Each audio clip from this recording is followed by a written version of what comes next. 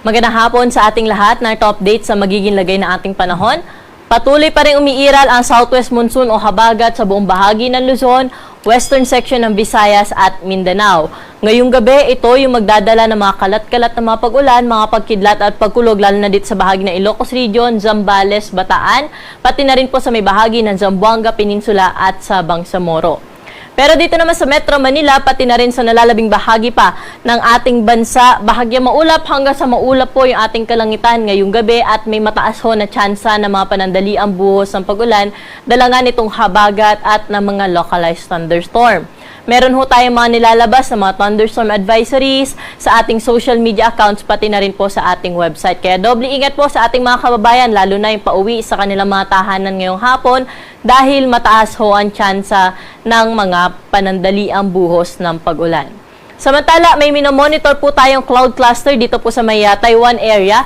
Ito po ay sa kasalukuyan, wala itong direct na epekto sa anumang bahagi po ng ating bansa. Ngunit patuloy po nating minomonitor o binabantayan kung sakaling ito ay maging isang low pressure area sa mga susunod na araw.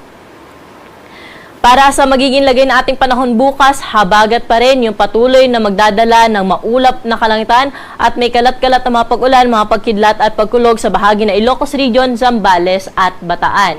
Sa bahagi naman po ng Metro Manila, pati na rin sa ibang bahagi pa ng Luzon, generally fair weather condition po o yung sa umaga po natin, mataas pa rin po ang tsansa ng mga isolated na mga pag-ulan.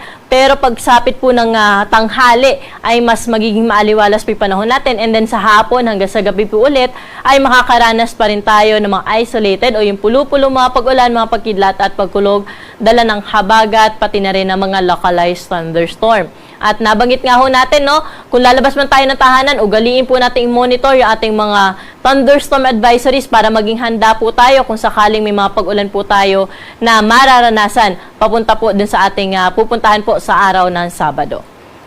Temperatura po natin bukas sa Metro Manila ay 26 to 32 degrees Celsius, Baguio City 17 to 22 degrees at sa Lawag naman 26 to 31 degrees Celsius. May kainitan sa Tugigaraw, aabot sa 34 degrees ang pinakamataas na temperatura, 32 degrees naman sa bahagi ng Legazpi City at 24 to 30 degrees Celsius sa bahagi ng Tagaytay. Sa may Puerto Princesa at Kalayaan Islands, maglalaro sa 25 to 32 degrees Celsius ang agwat ng temperatura. Sa mga kababayan naman natin sa Visayas at Mindanao, magpapatuloy yung kanilang naranasan na maaliwalas na panahon. Ngunit maging handa pa rin sa posibilidad ng mga pag-ulan sa hapon at sa gabi. Ito ay dulot ng mga localized thunderstorm. Temperatura po natin bukas sa Metro Cebu ay 25 to 33 degrees Celsius. Iloilo at Tacloban na abot sa 32 degrees ang pinakamataas na temperatura. Ganon din naman sa may bahagi ng Cagayan de Oro, pero sa Metro Davao at sa may Zamboanga Peninsula, aabot sa 33 degrees Celsius ang pinakamataas na temperatura.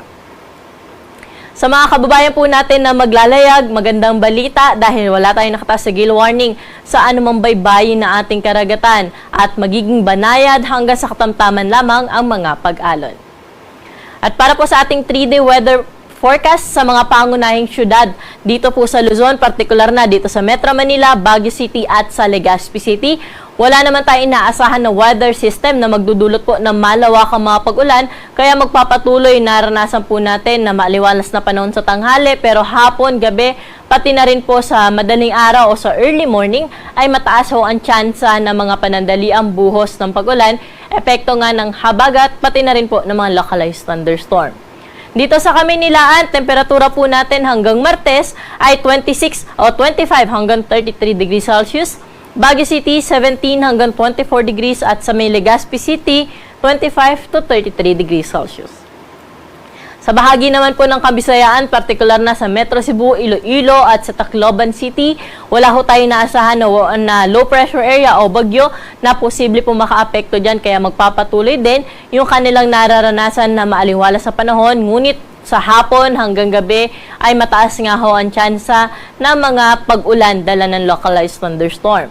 Sa Metro Cebu, 25 to 33 degrees agwat ng temperatura. Iloilo City, 24 to 33 degrees Celsius. At sa bahagi naman ng Tacloban ay 25 to 32 degrees Celsius.